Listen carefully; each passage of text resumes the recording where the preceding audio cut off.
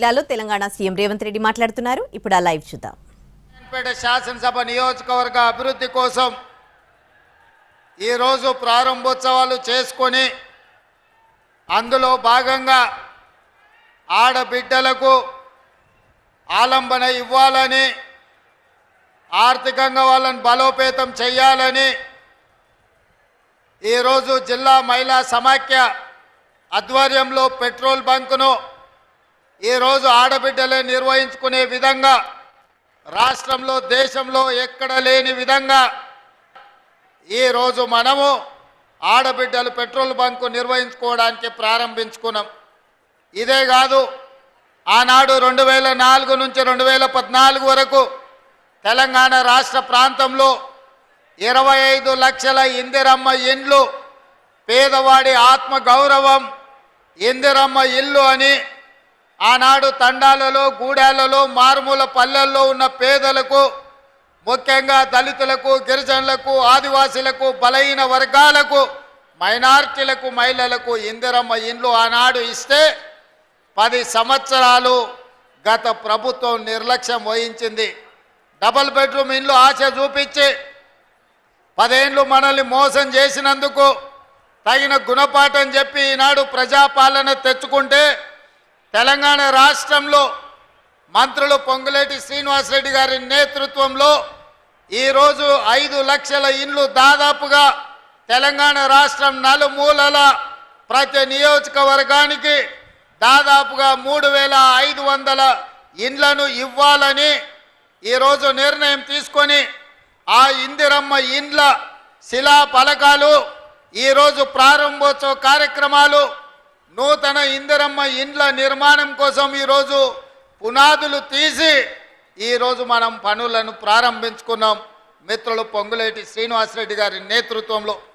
అదేవిధంగా మాదిగ ఉపకులాల వర్గీకరణ కోసం ఈ జిల్లా అభివృద్ధి కోసం అహర్నిశలు కృషి చేస్తున్న పెద్దలు దామోదర్ రాజ నరసింహ గారు, జూపల్లి కృష్ణారావు గారు, అదేవిధంగా మన స్థానిక ఉమ్మడి మహబూబ్ నగర్ జిల్లా శాసనసభ్యులు అచ్చంపేట వంశీ కృష్ణ గారు, కల్వకుర్తి కసిరెడ్డి నారాయణ రెడ్డి గారు, జడ్చర్ల అనిరుద్ధ రెడ్డి గారు, నాగర్ కర్నూల్ డాక్టర్ రాజేష్ రెడ్డి గారు, వనపర్తి మేఘారెడ్డి గారు, షాద్ నగర్ శంకర్ గారు, అదేవిధంగా మహబూబ్ నగర్ ఎన్ఎం శ్రీనివాస్ రెడ్డి గారు, ఈరోజు మక్తల్ మీ అభిమాన నాయకుడు శ్రీహరి గారు, వాకిటి శ్రీహరి గారు, నా సహచర శాసనసభ్యులందరూ ఈరోజు వేలాది మంది అభిమానులను ఇక్కడికి తరలి వచ్చి ఈ ప్రారంభోత్సవ కార్యక్రమాన్ని విజయవంతం చేసి, ఆ పక్కన మా ఆడబిడ్డలు దాదాపుగా 10-15 వేల మంది ఆడబిడ్డలు వచ్చి ఈ ప్రభుత్వం మాది, మా తమ్ముడు తెలంగాణ రాష్ట్ర ముఖ్యమంత్రిగా బాధ్యతలు నిర్వహిస్తుండు, మేము ఆదరించాలి, మేము ఆశీర్వదించాలని మా సోదరుల కంటే మా సోదరిమణులు వేలాదికి వచ్చి ఈరోజు క్రమశిక్షణతో అక్కడ కూర్చొని ఈ ప్రభుత్వాన్ని ఆశీర్వదిస్తున్నారు. మిత్రులారా, ఈరోజు ఈ వేదిక మీద నుంచి 4 కోట్ల తెలంగాణ ప్రజల్ని ఆలోచన చేయమని నేను అడుగుతున్నా. ఆనాడు నిజాం నవాబుల నుంచి విముక్తి కలిగిన తర్వాత మొట్టమొదటి హైదరాబాదు రాష్ట్రానికి ముఖ్యమంత్రిగా మా పాలమూరు బిడ్డ బూర్గుల రామకృష్ణారావు గారు ఆనాడు ముఖ్యమంత్రిగా బాధ్యతలు వహిస్తే మళ్ళీ 7 దశాబ్దాలు మా పాలమూరు జిల్లాకు ఉమ్మడి రాష్ట్రంలో కానీ తెలంగాణ రాష్ట్రంలో కానీ సరైన ప్రాతినిధ్యం రాలే. 7 దశాబ్దాల తర్వాత ఈ పాలమూరు బిడ్డల ఆశీర్వాదం వల్ల మీరు అండగా నిలబడి 12 మంది పార్లమెంటు సభ్యులను గెలిపించి ఆశీర్వదించి నన్ను హైదరాబాద్కు పంపిస్తే తెలంగాణ రాష్ట్రానికి ముఖ్యమంత్రిగా మీ పాలమూరు బిడ్డ, మీ సోదరుడు ఇవాళ ముఖ్యమంత్రి అయ్యి ఇవాళ మీ ముందు నిటారుగా నిలబడ్డాడు. మిత్రులారా, ఇవాళ ఆలోచన చేయండి. ఉమ్మడి రాష్ట్రంలో ఎంతోమంది పాలకులు వచ్చిండ్రు, ఎందరో ముఖ్యమంత్రులు అయినరు. ఎన్నిసార్లైనా మన పాలమూరు పేదరికాన్ని చూపించి ప్రపంచ దేశాలలో మార్కెటింగ్ చేసుకున్నారు తప్ప మన జిల్లాను అభివృద్ధి చేయలే. ఇవాళ ఈ వేదిక మీద నుంచి నేను అడుగుతున్న మేధావులను, ఈ తెలంగాణ రాష్ట్రంలో ఉన్న చదువుకున్న వాళ్ళను, నీళ్లు నాగరికత తెస్తాయి, నీళ్లు పంటలు తీసుకొస్తాయి, మీ నీళ్లు పసిడి బంగారాన్ని పండిస్తాయి. మరి నీళ్లు నాగరికతను దేవాల్సింది, పసిడి పంటలు పండించాల్సిన ఈ పాలమూరు జిల్లాలో కృష్ణా నది జలాలు 811 టీఎంసీలు దశాబ్దాలుగా పారుతున్నా మాకెందుకు పసిడి పంటలు రాలేదు, మా కష్టాలు ఎందుకు తీరవలేదు, మా కన్నీళ్లు ఎందుకు తూడవలేదని నేను అడుగుతున్నా. ఈ పాలమూరు జిల్లా నాడు ఉమ్మడి రాష్ట్రంలో లేదా? ఈ పాలమూరు జిల్లా ఏర్పడ్డ తెలంగాణ రాష్ట్రంలో లేదా? ఈ పాలమూరు జిల్లా బీఆర్ఎస్ పార్టీకి ఓట్లు వేయలేదా? అంతెందుకు 2009లో నాడు చంద్రశేఖరరావు గారు కరీంనగర్ జిల్లా ప్రజలు తరుముతే భుజాన జోలె వేసుకొని జోలె పట్టుకొని పాలమూరు జిల్లాకు వచ్చి ఈ ప్రాంతంలో ప్రజల్ని అడుక్కుంటే నా పాలమూరు సోదరులు, మా సోదరి మనులు నీకు భిక్ష పెట్టినరు, నీ బొంతలో భిక్ష వేసి పార్లమెంటు సభ్యుని వేసి ఢిల్లీకి పంపిస్తే నువ్వు పార్లమెంటు సభ్యుడిగా పదవిని ఎలగబెట్టినావు. సోనియమ్మ తెలంగాణ రాష్ట్రం ఇస్తే నువ్వు తెచ్చినా అని గొప్పలు చెప్పుకున్నావు. ఆనాడు పాలమూరు జిల్లాను దత్తత తీసుకుంటున్నావు, తెలంగాణ రాష్ట్రం వస్తే పాలమూరు బాగుపడుతుందన్నావు, వలసలు ఆగిపోతాయన్నావు, మా కన్నీళ్లు తూడుస్తా అన్నావు, మా ప్రాజెక్టులు పూర్తి చేస్తా అని మాటిచ్చినావు. నేను ఇవాళ అడుగుతున్న వేదిక మీద నుంచి 10 సంవత్సరాలు ముఖ్యమంత్రిగా ఉన్న చంద్రశేఖరరావు గారు 2009లో మేము హక్కున చేర్చుకొని మా కడుపులో పెట్టుకొని చూసుకుంటే, మేము భుజాల మీద పెట్టి మోసుకుంటే, పాలమూరులో ఊరు లేకపోయినా, పార్లమెంటులో నీకు నోరు రాకపోయినా, మేము ఎంపీగా గెలిపిస్తే మేము భిక్ష పెడితే నువ్వు ఆనాడు ఎంపీ అయినవు. ఆ సంగతి మర్చిపోకు. మరి 10 సంవత్సరాలు ముఖ్యమంత్రిగా ఉన్న నువ్వు మా ప్రాజెక్టులను ఎందుకు పూర్తి చేయలేదని నేను అడుగుతున్నా. ఇవాళ ఈ వేదిక మీద నుంచి పెద్ద పెద్ద మాటలు మాట్లాడుతున్నారు, పొంకనాల మాటలు. ఇవాళ నేను అడుగుతున్నా చంద్రశేఖరరావు గారిని, 10 సంవత్సరాలు ఈ తెలంగాణ రాష్ట్రానికి 2 సార్లు నువ్వే ముఖ్యమంత్రి కదా, నీదే ప్రభుత్వం కదా, మా జూరాల ప్రాజెక్టు పూర్తి ఎందుకు కాలే, మా కల్వకుర్తి ఎత్తిపోతల కంప్లీట్ ఎందుకు కాలేదు, మా నెట్టంపాడు, మా కోయిల్ సాగరు, మా సంగం బండలో ఒక బండ అడ్డం పడితే 10-15 కోట్ల రూపాయలు ఇవ్వక బండ బగలగొట్టక 10,000 ఎకరాలు పల్లెల్లో ఎడారిగా మారితే నీకు మనసు రాలే, సంగం బండలో బండ వలగొట్టలే. కానీ మేము వచ్చిన తర్వాత ఆ బండ బగలగొట్టి ఆ గ్రామాలకు నీళ్ళు ఇచ్చినాం. ఇవాళ కోయిల్ సాగర్, ఇవాళ మీ ఆర్టీఎస్, ఇవాళ ఈ ప్రాంతంలో ఉండే ఏ ప్రాజెక్ట్ అయినా ఎందుకు 10 ఏళ్లలో పూర్తి చేయలే? అదే కాదా నాడు ఉమ్మడి రాష్ట్రంలో జూపల్లి కృష్ణారావు గారు, చిన్నారెడ్డి గారు, డాక్టర్ మల్లు రవి గారు ఆనాడు కిరణ్ కుమార్ రెడ్డితో కొట్లాడి, ఆనాడు అరుణమ్మ గారు కూడా మంత్రిగా పాలమూరు రంగారెడ్డి ఎత్తిపోతల ప్రాజెక్టు పూర్తి చేయాలి, 12 లక్షల ఎకరాలకు నీళ్లు ఇవ్వాలి అని కొట్లాడి జూరాల నుంచి నీళ్లు తీసుకోవాలని పాలమూరు రంగారెడ్డి ఎత్తిపోతల పథకానికి అనుమతి తీసుకొచ్చారు. 16,000 కోట్లతోని ప్రాజెక్టు మంజూరైంది. 35,000 కోట్లు మొత్తం అంచనాలు వేసి టెండర్లు పిలిచిండ్రు. కానీ చంద్రశేఖరరావు వచ్చిన తర్వాత ప్రాజెక్టుల రీజైనింగ్ పేరు మీద 35,000 కోట్ల రూపాయల ప్రాజెక్టును 55,000 కోట్ల రూపాయలకు పెంచిండు. టెండర్లు పిలిచిండు, కాంట్రాక్టర్లకు ఇచ్చిండు, కమిషన్లు మెక్కిండు, జూరాల నుంచి నీళ్లు తీసుకోవాల్సిందని శ్రీశైలం బ్యాక్ వాటర్స్కు పంపించాడు. ఇవాళ శ్రీశైలానికే ఆ ప్రాజెక్టును తరలించడం వల్ల ఈరోజు పాలమూరు ఎడారిగా మారుతుంది.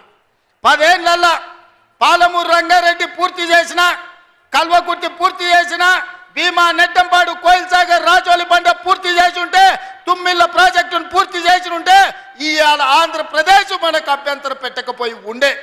10 ఏళ్లలో నువ్వు ప్రాజెక్టులు పూర్తి చేయలేదు, పాలమూరును పడావు పెట్టినావు కాబట్టి ఇవాళ మా ప్రాంతం ఎడారిగా మారింది.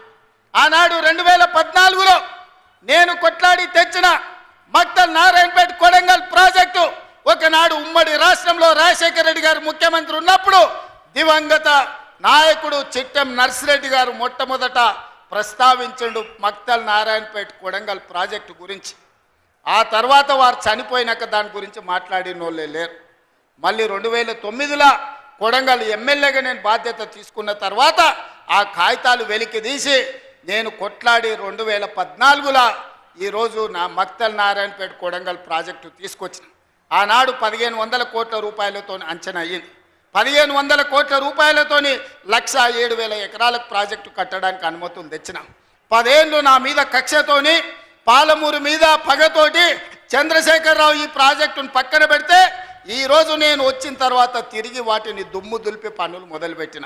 ఇవాళ 4,500 వేల కోట్ల రూపాయలతోటి మక్తల్ నారాయణపేట కొడంగల్ ప్రాజెక్టును పూర్తి చేయాలి 2 ఏళ్ళలో అని ఈరోజు టెండర్లు పిలిచి పనులు ప్రారంభిస్తే ఇవాళ పగబట్టి ఆయన టీవీలలో పేపర్లలో అడ్డుకుంటున్నారని అంటున్నాడు.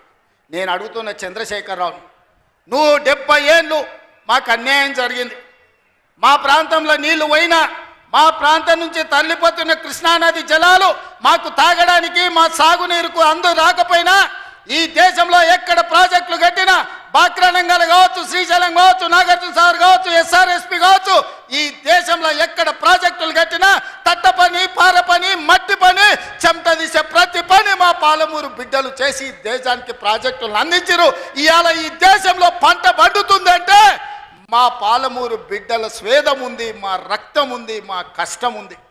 అట్లాంటి మా జిల్లా ఎడారిగా మారి వేలాది మంది వలసలు పోతుంటే తమ పసిపిల్లల్ని తల్లిదండ్రుల దగ్గర, ముసలోళ్ళ దగ్గర, గుడిసెల దగ్గర వదిలి జంటలుగా మేస్త్రీల ఎంబడి వలస పోతుంటే వలసలు ఆపాలని ఇవాళ మా ప్రాజెక్టులు పూర్తి చేయాలని ప్రయత్నం చేస్తుంటే మా మీద పగబట్టినవు ఎందుకు చంద్రశేఖరరావు అని నేను అడుగుతున్నా.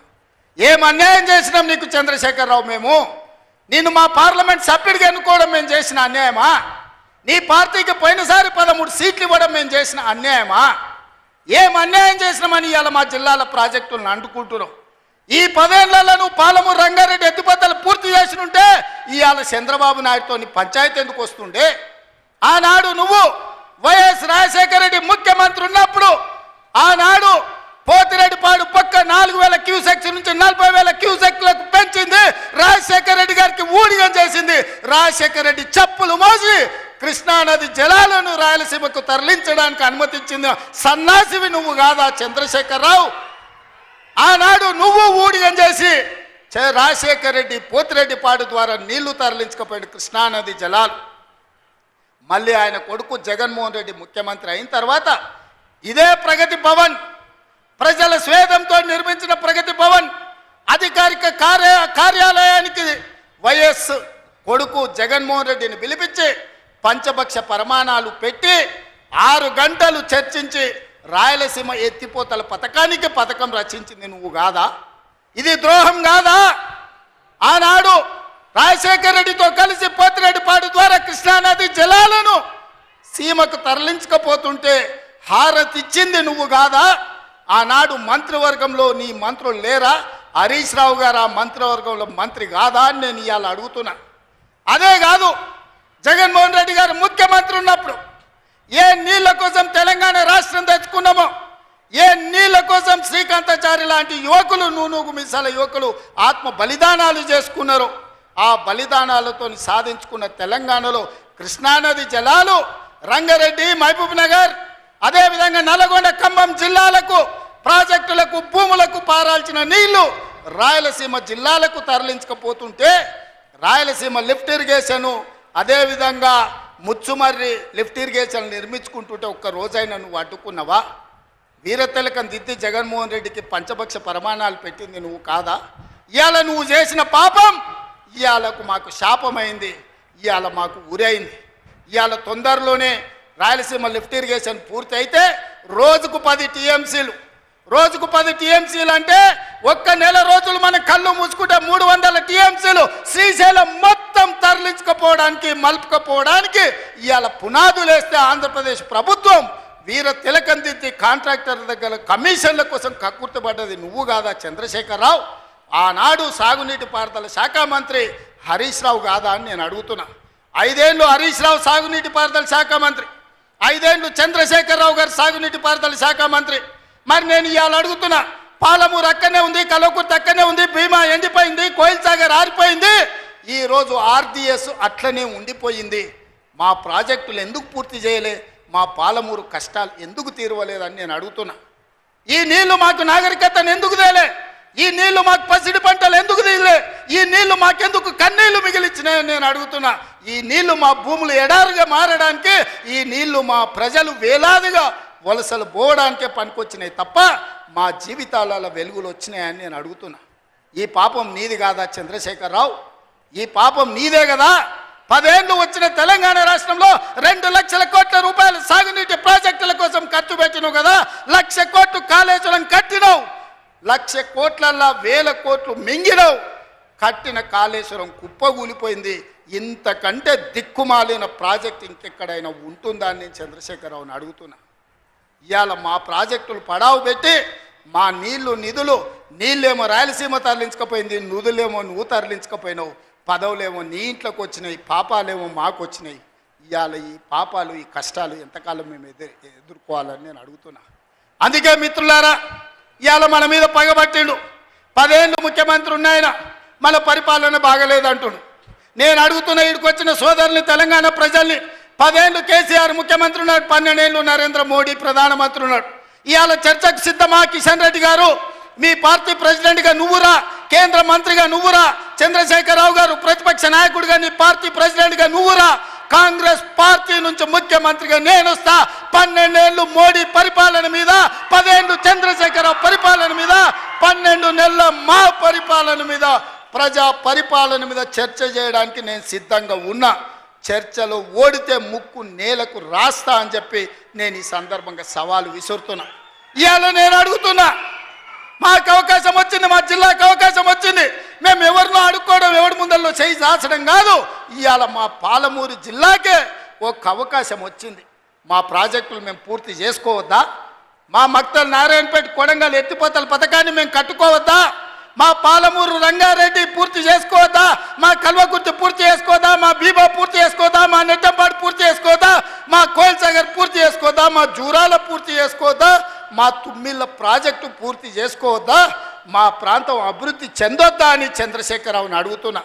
ఏది తీసినా ఏది పెట్టినా వద్దు అనే తప్ప నీ నోటి నుంచి ఒక్క మాట అయినా మంచి మాట వచ్చిందా అని నేను అడుగుతున్నా. ప్రాజెక్టులు కట్టొద్దంటివి, భూములు సేకరించొద్దంటివి, పరిశ్రమలు పెట్టొద్దంటివి. లగచర్లలో పరిశ్రమలు అంటే కలెక్టర్లను చంపడానికి చూస్తేవి. మా పరిశ్రమలు వద్దా? మా జిల్లాకు ప్రాజెక్టులు వద్దా? మా జిల్లాలో నీళ్లు పారొద్దా? మా పంటలు పండొద్దా? మా రైతులు బాగుపడొద్దా? మేము మంచి బట్టలు కట్టుకోవద్దా? మేము బుక్కెడు బువ్వ తినొద్దా? మేము సమాజంలో గౌరవంగా బతకొద్దా? చంద్రశేఖరరావు, నువ్వు సమాధానం చెప్పని నేను వేదిక మీద నుంచి అడుగుతున్నా. మాకు ఆత్మగౌరవం లేదా? మేము మీలాక దొరలు కాకపోవచ్చు, కానీ మేము రైతు బిడ్డలమే కదా. మేము గౌరవంగా బతకాలని కోరుకోవడం తప్ప, మా ఆడబిడ్డలు వాళ్ళ పిల్లల్ని చదివించుకోవాలనుకోవడం ఏమన్నా నేరమా? ఎందుకు అడ్డుకుంటున్నారు నువ్వు, నీ కొడుకు, నీ అల్లుడు అని నేను అడుగుతున్నా. 12 నెలలు కానీ ప్రభుత్వం అప్పుడే దిగిపోవాలంటున్నావు. 10 ఏళ్ళలో నువ్వు చెయ్యని పనులు మేము చేసినాం కదా. ఏం బాగలేదు పాలన. ఆయన కొడితే గట్టి కొడతాడంట. ఆయన కొడితే ఎంత గట్టి కొడతాడంట అంటే ఇక అది చెప్పనలవి కాదంట. నేను అడగదలుచుకున్న మా సోదరుని, అయ్యా ఆయన గట్టి కొట్టడానికి ఫుల్లా ఆఫా? ఏంది గట్టి కొట్టడానికి? ఏం కొడతాడు ఆయన? కొడితే గిడితే ఓ ఫుల్లు ఓ ఆఫ్ గట్టి కొట్టగలడు. అంత మించి గట్టి కొట్టేది ఏందుంది? 10 ఏళ్ళు నువ్వు గట్టి కొట్టేటోని ఆయన ఉంటే, నిజంగానే నువ్వు గట్టి కొట్టాలంటే డ్రగ్స్ పార్టీలు ఫామ్ హౌస్లలో చేస్తున్న నీ కొడుకును వంగబెట్టి గట్టి కొట్టు, వానికి బుద్ధి వస్తుంది. ఢిల్లీలో లిక్కర్ దందాలు చేసి తెలంగాణ గౌరవాన్ని తీసిన నీ బిడ్డను దవడ మీద అంగబెట్టి గట్టి కొట్టు. తెలంగాణ పరువు తీసినందుకు గట్టి కొడితే వస్తుంది. కాళేశ్వరం పేరు మీద 1,00,000 కోట్లు మింగిన నీ అల్లుని దవడ మీద అంగబెట్టి కొట్టు గట్టిగా. అప్పుడు వానికి బుద్ధి వస్తుంది, సిగ్గు వస్తుంది. తెలంగాణను ముంచినందుకు గట్టి కొట్టేది ఉంటే నీ ఇంట్లో కొట్టు, వాళ్ళని దారిలో పెట్టు. కాంగ్రెస్ను గట్టి కొడతా అంటే మా కాంగ్రెస్ పార్టీ కార్యకర్తలు ఊరుకుంటారా? రా, ఎంత గట్టి కొడతావో చూద్దాం. పొంకణాల పోసిగానికంట 3 ఎట్లంట 36 దొడ్లంట. వెనకడికి పొంకణాలు చెప్పేటోడు. 10 ఏళ్ళు నువ్వే ఉన్నావు కదనే. 10 ఏళ్ళలో నిన్ను ఇవ్వడం చేయొద్దన్నాడా? ఇవాళ మేము 12 నెలల ఏమి చేయలేదంటున్నాడు. నేను అడుగుతున్న ఇక్కడికొచ్చిన మా ఆడబిడ్డల్ని, అక్క 500 రూపాయలకు సిలిండర్ వస్తలేదా? ఆర్టీసీ బస్సులో ఉచితంగా మీరు బస్సు ఎక్కుతారని టికెట్ అడుగుతురా? ఆయల్లా అమ్మగారింటికి పోవాలంటే ఇంటి ఆయన కిరాయి పైసలు అడగాలి. అమ్మవారి గుడికి పోవాలంటే పక్కింటోళ్ళు తోడు రావాలి. ఇవాళ 500 రూపాయల సిలిండర్, ఆడబిడ్డల కార్తీలో ఉచిత ప్రయాణం, 200 యూనిట్లు ఈరోజు ఉచితంగా కరెంటు, 25,50,00,50,000 రైతులకు 21,000 కోట్ల రూపాయల రైతు రుణమాఫీ చేసినాం. రైతు భరోసా కేసీఆర్ ఎగనామ పెడితే వచ్చిన ఎంబడే 7,625 కోట్ల రూపాయలు ఇవాళ రైతు భరోసా మొదటి విడత ఇచ్చినాం, రెండో విడత ఈరోజు రైతు భరోసాల 10,000 కోట్ల రూపాయలు, ఎకరాకు 12,000 సంవత్సరానికి ఇవాళ మనం మొదలు పెట్టినాం. మార్చి 31 లోపల ఈరోజు రైతు భరోసా నిధుల్ని రైతుల ఖాతాలో వేయదలుచుకున్నాం. నిరుద్యోగ యువకులకు 55,000 ఉద్యోగాలు ఇచ్చినాం. ఇవాళ ఆడబిడ్డలకు, మహిళా సంఘాలకు పాఠశాలలు నిర్వహించుకోనికి అమ్మ ఆదర్శ పాఠశాల ఇచ్చినాం. ఇవాళ పాఠశాల పిల్లలకు బట్టలు కుట్టే పని ఆడబిడ్డలకు ఇచ్చినాం. ఇవాళ 1000 మెగావాట్లు సోలార్ విద్యుత్తు ఆడబిడ్డలకు ఇవాళ నిర్వహించుకోవడానికి ఇచ్చినాం. ఇవాళ మహిళా సంఘాలకు 600 బస్సులు కొని ఆర్టీసీకి ఇవాళ కిరాయిలకు పెట్టే అవకాశం మా ఆడబిడ్డలకు ఇచ్చినాం. ఈ రకంగా చెప్పుకుంటూ పోతే ఈరోజు కొడంగల్ నారాయణపేట లిఫ్ట్ ఇరిగేషన్ మహబూబ్ నగర్కు తీసుకొచ్చినాం. 5,000 కోట్ల రూపాయలతో కొడంగల్ అభివృద్ధి పనులు, 1000 కోట్లు ఇవాళ నారాయణపేటలో అభివృద్ధి పనులు తీసుకున్నాం. పాలమూరు ప్రాజెక్టు పూర్తి చేయాలని ఇవాళ ముందుకు పోతున్నాం. ఈ రకంగా మేము వచ్చిన తర్వాత ఇంతకుముందే పొంగులేటి శ్రీనివాసరెడ్డి గారి నేతృత్వంలో ఆనాడు ఆగిపోయిన ఇందిరమ్మ ఇల్లు మళ్ళీ ప్రారంభించి నియోజకవర్గానికి 3,500 కాదు, అవసరమైతే 5,000 ఇల్లు ప్రతి నియోజకవర్గానికి 5 లక్షల రూపాయలు పేదవాడు ఇల్లు కట్టుకోవడానికి ఇవాళ ఉచితంగా ఇస్తున్నాం. నువ్వు ఎన్ని డబుల్ బెడ్రూమ్ ఇండ్లు ఇచ్చినావు 10 ఏళ్ళని నేను అడుగుతున్నా. సంవత్సరంలో 5 లక్షల ఇండ్లు మేము ఇస్తాం. ఆనాడు 10 ఏళ్ళ 25 లక్షల ఇందిరమ్మ ఇండ్లు మేము ఇచ్చినాం. నేను అందుకే ఇవాళ టీఆర్ఎస్ వాళ్ళకు ఒక సవాల్ విసురుతున్నాను. చిత్తశుద్ధి ఉంటే మీరు రాండి. ఏ ఊర్లో అయితే ఇందిరమ్మ ఇండ్లు ఉంటాయో రేపు సర్పంచ్ ఎన్నికలలో మేము ఓట్లు అడుగుతాం. ఏ ఊర్లో మా ఇందిరమ్మ ఇండ్లు లేవో మేము ఎన్నికల్లో పోటీ చేయం. నువ్వు నీ డబుల్ బెడ్రూమ్ ఇండ్లు ఉన్న ఊర్లలోనే నువ్వు పోటీ చేయాలి. నీకు దమ్ముందా? నేను సూటిగా సవాలు విసురుతున్నా. శ్రీనివాసరెడ్డి గారిని కూడా సవాలు విసరమని చెప్తున్నా. మా దామన్నను కూడా తోడుండమని నేను విజ్ఞప్తి చేస్తున్నా. ఏ ఊర్లో ఇందిరమ్మ ఇండ్లు ఉన్నాయో మేము ఆ ఊర్లోనే పోటీ చేస్తాం. ఏ ఊర్లో డబుల్ బెడ్రూమ్ ఇండ్లు ఉన్నాయో గా ఊర్లోనే బీఆర్ఎస్ వాడు పోటీ చెయ్యాలి. దానికి సిద్ధమైతే మా సవాల్ని స్వీకరించి మాట్లాడు. నువ్వేం చేసినావు, మేమేం చేసినావు ప్రజలకు అర్థమవుతుంది. అందుకే ఇవాళ ఆర్టీసీలో బస్సు అయినా, ఆడబిడ్డలకు 200 యూనిట్లు ఇంటికైనా, 500 రూపాయల సిలిండర్ అయినా, యువకులకు 55,000 ఉద్యోగాలైనా, 21,000 కోట్ల రూపాయల రైతు రుణమాఫీ అయినా, రైతు భరోసాలో 12,000 కోట్ల రూపాయలు సంవత్సరానికి ఇచ్చిన, ఉపాధి హామీ కూలీలకు ప్రతి ఇంటికి 12,000 రూపాయలు ఇవాళ ఉచితంగా ఇచ్చిన ఒక్క సంవత్సరంలోనే ఇవన్నీ పనులు మనం చేసినాం. ఇవే కాదు, ఇవాళ బీసీలు తెలివికల్లోలైన డాక్టర్లు, లాయర్లు, ఇంజనీర్లుగా ఈ చదువుకున్నారు. ఐఏఎస్లు, ఐపీఎస్లుగా వాళ్ళు రాణిస్తున్నారు. మేము ఎంతమంది ఉన్నామో లెక్క చెప్పండి అని అడుగుతారు. 1931 100 ఏళ్ల కింద తెల్లదొరలు లెక్కలు కట్టారు కులగణన. మళ్ళీ ఇవాళ వరకు కట్టలే. 7 దశాబ్దాలైన స్వతంత్ర దేశంలో బీసీ కులగణన చెయ్యలే. ఇవాళ తెలంగాణ రాష్ట్రం దేశంలోనే మొదటిసారిగా బలహీన వర్గాలకు సంబంధించిన ప్రతి కులానికి సంబంధించిన లెక్క తీసి కులగణన చేసి దేశానికి ఆదర్శంగా నిలబడ్డది. 100 ఏళ్ల నుంచి జరగని పని ఇవాళ తెలంగాణ రాష్ట్రంలో చేసినాం.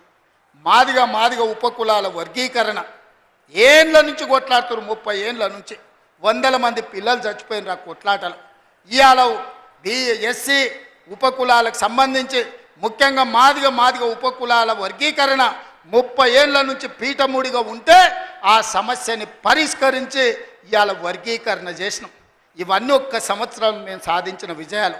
చంద్రశేఖరరావు, నీకు ఇవి కనిపిస్తలేవా? నీ కండ్లకి ఏమన్నా పసిరికలు వచ్చినాయా? నీ కండ్లు ఏమన్నా పచ్చగానే అని నేను అడుగుతున్నా. ఇవన్నీ మేము చేస్తలేమా? ఇవన్నీ నువ్వు సభకు వస్తే చర్చిస్తాం కదా. ఆయన రాడు. ఇక ఒక ఆయన మోడీ ఉన్నాడు ఢిల్లీలో, ఈయన గల్లీలో ఈయన ఒక ఆయన ఉంటే ఆడొక ఆయన ఉన్నాడు. ఆయన మనుషులు ఈడ మోపారు. బండి సంజయ్ అంట, కిషన్ రెడ్డి అంట. ఏం చేసిరాయా మీరు ఏం చేసిరో సవాల్ అంటుండు. నేను సూటిగా సవాల్ ఇసరదలుచుకున్నా కిషన్ రెడ్డికి, బండి సంజయ్కి. 2014, 2019, 2023 నరేంద్ర మోడీ గారు ఇచ్చిన హామీలు, మొన్న 2023లో మేము ఇచ్చిన హామీల మీద మేము చర్చకు సిద్ధంగా ఉన్నాం. నేను మా దామన్న మేము ఇద్దరం వస్తాం. కిషన్ రెడ్డి గారు, బండి సంజయ్ మీరు ఇద్దరు రాండి. బీఆర్ఎస్ నుంచి వాళ్ళని కూడా తండ్రి కొడుకులు వస్తారో, మామ అల్లుడు వస్తాడో, బావ బామార్ది వస్తాడో, ఎవడో ఒకడు వాళ్ళని కూడా రాని. చర్చ పెడదాం, బజార్లో పెడదాం, అంబేద్కర్ చౌరస్తాలో పెడదాం. అంబేద్కర్ సాక్షిగా చర్చ చేద్దాం. 10 ఏళ్ళు కేసీఆర్ ముఖ్యమంత్రిగా, 12 ఏళ్ళు నరేంద్ర మోడీ ప్రధానమంత్రిగా, 12 నెలలు మన ప్రభుత్వం ఇందిరమ్మ ప్రభుత్వం చేసిన పనుల మీద చర్చ చేద్దాం. నరేంద్ర మోడీ ఇచ్చిన మాట, స్విస్ బ్యాంకులో లక్షల కోట్ల రూపాయలు నల్లధనం ఉంది, అవి తెచ్చి ప్రతి పేదవాడి ఖాతాలో 15 లక్షలు వేస్తా అన్నాడు. ఒక్క పేదోని ఖాతాలన్నా మోడీ 15 పైసలు వేసినాడే? వేసిండా? ఒక్క రూపాయి నల్లధనం తేలే. కానీ నల్లధనం ఉన్నోళ్ళు దేశం విడిచి పారిపోయినారు. నీరవ్ మోడీ, ఆయన చోక్సీ, విజయ్ మాల్యా, ఇట్లా వందల మంది బ్యాంకులను ముంచి 16 లక్షల కోట్ల రూపాయలు బ్యాంకులకు ఎగదొప్పి పెట్టుబడిదారులు, మోడీ దోస్తులు దేశం విడిచి విదేశాలకు వారిపోయినారు తప్ప విదేశాలలో ఉన్న నల్లధనం ఒక్క పైసా కూడా మోడీ తెచ్చింది లేదు, పేదోడి ఖాతాలు వేసింది లేదు. రైతుల ఆదాయం 2 చేస్తా అన్నాడు. కానీ రైతు వ్యతిరేక నల్ల చట్టాలు తెస్తే 16 నెలలు ఢిల్లీ సరిహద్దుల్లో సైనికులాగా వేలాది మంది రైతులు దీక్ష చేసి నరేంద్ర మోడీ మెడలు వంచి జాతికి క్షమాపణ చెప్పి రైతు వ్యతిరేక నల్ల చట్టాలను మోడీ చేత ఉపసంహరింపజేసిండ్రు రైతులు. అదేవిధంగా 2022 లోపల ప్రతి పేదవాడికి ఇల్లు అందిస్తా అన్నాడు మోడీ. ఏ పేదోడికి ఇల్లు ఇచ్చినవో ఈరోజు అప్పక్పల్లికి రా, చూపిద్దురా మోడీ ఇచ్చిన ఇల్లు ఎక్కడుందో. నేను అడుగుతున్నా, నారాయణపేటకు రా, మోడీ ఇచ్చిన ఇల్లు ఎక్కడున్నాయో నువ్వు చూపిద్దురా. సంవత్సరానికి 2 కోట్ల ఉద్యోగాలు ఇస్తాన్నాడు. 12 ఏళ్ళు అయింది, 24 కోట్ల ఉద్యోగాలు రావాలి. ఆ లెక్కన ఒక తెలంగాణకే 1 కోటి ఉద్యోగాలు రావాలి. ఎవరికి వచ్చినాయో ఉద్యోగాలు? ఓ కిషన్ రెడ్డికి, ఓ బండి సంజయ్కి 2 ఉద్యోగాలు వచ్చినాయి. తెలంగాణలో ఎవరైనా మోడీ ఉద్యోగం ఇచ్చిండా? ఎవరికి ఉద్యోగాలు ఇచ్చిండో మోడీ వచ్చి చూపియాలి లెక్క. నేను ఇచ్చిన 55,000 మందికి మొదటి సంవత్సరంలో ఉద్యోగాలు తలకాయ లెక్క పెడితే ఎల్బీ స్టేడియంకి రా, ఒక్కొక్కరిని లెక్క పెట్టి పేరు రాసుకొని ఏ ప్రభుత్వ ఉద్యోగం ఇచ్చినో లెక్కలు చెప్తా. మోడీ గారు, నీ బంట్లను పంపిస్తావో, నీ బంట్రోతులను పంపిస్తావో నువ్వు పంపించు, లెక్క పెట్టి చూపించే బాధ్యత నాది. మోడీ ఒక రకంగా మోసం చేస్తే ఇక్కడున్న కేసీఆర్ గారు ఇంకొక రంగా ప్రజల్ని వంచిండు, మోసం చేసిండు, దోపిడీ చేసిండు. ఇవాళ అందుకే సూటిగా నేను సవాలు విసిరదలుచుకున్న బీజేపీ బీఆర్ఎస్ వాళ్ళకు. బీఆర్ఎస్ 23లో అధికారం పోయింది, 24 పార్లమెంట్లో డిపాజిట్లు పోయినాయి. ఇప్పుడు జరిగే ఎమ్మెల్సీ ఎన్నికల్లో పోటీకి అభ్యర్థులు దొరకలేదు. అదో దిక్కుమాలిన పార్టీ. ఆ దిక్కుమాలిన పార్టీ తండ్రో దిక్కు, కొడుకో దిక్కు, అల్లుడో దిక్కు, బిడ్డో దిక్కు కాకుల్లాక వాడి పొడుసాలను చూస్తున్నారు. ఈ కాకులకు సరైన జవాబు చెప్పాల్సింది కాంగ్రెస్ పార్టీ కార్యకర్తలే అని చెప్పి నేను ఈ సందర్భంగా తెలియజేయదలుచుకున్నా. మీరు అడగండి, 10 ఏళ్ళు వాళ్ళు పరిపాలన చేశారు, 10 నెలల్లో మనం అన్నీ చేయలేదని అంటున్నాం. 5 ఏళ్ళ కోసం కదా ఈ ప్రభుత్వం ఎన్నికైంది. 5 ఏళ్లలో అన్ని పనులు పూర్తి చేసే బాధ్యత మనది. ఇవాళ అందుకే పేదలకు అనుకూలంగా పేదల పాలన ఉన్నది. పేదలు బాగుపడితే, పాలమూరు పచ్చబడితే వాళ్ళ కళ్ళు మండుతున్నాయి, వాళ్ళ కడుపు మండుతుంది. పాలమూరు ఎండాలే, మన జీవితాలు పాడు కావాలి అనేది వాళ్ళ ఆలోచన. అందుకే మనమందరం అప్రమత్తంగా ఉండాలి. ఈ జిల్లాకు ఒక అవకాశం వచ్చింది, మన ప్రాజెక్టులు మనమే పూర్తి చేసుకుందాం, మన నిధులు మనమే కేటాయించుకుందాం, మన పనులు పూర్తి చేసుకునే బాధ్యత మనది. ఇవాళ నారాయణపేటకు ఇవాళ ముఖ్యమంత్రి వచ్చిందంటే 1000 కోట్లతో పనులు ప్రారంభించుకున్నామంటే ఓ మెడికల్ కాలేజీ, ఓ నర్సింగ్ కాలేజీ, ఓ పారామెడికల్ కాలేజీ, ఓ ఇంటిగ్రేటెడ్ రెసిడెన్షియల్ స్కూల్, ఓ మహిళలకు పెట్రోల్ బంక్, ఇందిరమ్మ ఇల్లు ఇక్కడ నుంచి రాష్ట్రానికి ప్రారంభించుకున్నామంటే ఇవాళ మనోడు మన బిడ్డ ఇవాళ ముఖ్యమంత్రి ఉన్నాడు కాబట్టి. పెద్దలు చెప్పిండ్రు మట్టికి పోయినా ఇంటోడే పోవాలి అని. ఇవాళ తెలంగాణ రాష్ట్రానికి మీ బిడ్డ ముఖ్యమంత్రి ఉంటే వాళ్ళ కడుపు మండుతుంది, కళ్ళల్లో నిప్పులు పోసుకుంటారు. ఇవాళ మన మధ్యలో పంచాయతీలు పెట్టాలని చూస్తారు, మన ప్రాజెక్టులు ఆపాలని చూస్తారు.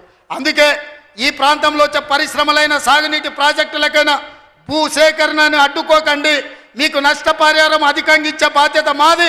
మీరు కొత్త ప్రాజెక్టులు, కొత్త భూములు కొనుక్కోండి, కొత్త ప్రాజెక్టులు కట్టుకోండి. 10 లక్షలు కానీ అవసరమైతే భూములు పోయేటోళ్ళకి 20 లక్షల రూపాయలు ఇప్పించే బాధ్యత నాది. మీ బిడ్డ ఉన్నాడు ఇక్కడ, మీ సోదరుడు ఉన్నాడు. మీరెవ్వరు బాధపడకండి, కన్నీళ్ళు పెట్టుకోకండి. ప్రభుత్వ ఖజానా నుంచి మన జిల్లాకు నేను ఈరోజు నిధులు ఇస్తా. మా అనిరుద్ధ్ రెడ్డి ఉన్నాడు, ఈరోజు ఉదండాపూర్ ప్రాజెక్టు గురించి చెప్తున్నాడు. ఖచ్చితంగా ప్రాజెక్టు సమస్యను తొందరలోనే పరిష్కరించే బాధ్యత నాది. నష్టపరిహారం ఇచ్చే ఉదండాపూర్ ప్రాజెక్టును పూర్తి చేసి రైతుల్ని ఆదుకునే బాధ్యత నేను తీసుకుంటా. ఇవాళ మీ కష్టాలు తీరవకపోతే, మీ సమస్యల్ని పరిష్కరించకపోతే మీ బిడ్డ తెలంగాణ ముఖ్యమంత్రిగా ఉండి ప్రయోజనం ఏందని నేను మిమ్మల్ని అడుగుతున్నా. సంపూర్ణమైన విశ్వాసం పెట్టుకోండి. లేక మనకు ఒక అవకాశం వచ్చింది. మన ఇంట్లోనికి మన బిడ్డకు అవకాశం వచ్చినప్పుడు శత్రువులు కుట్రలు చేస్తున్నారు.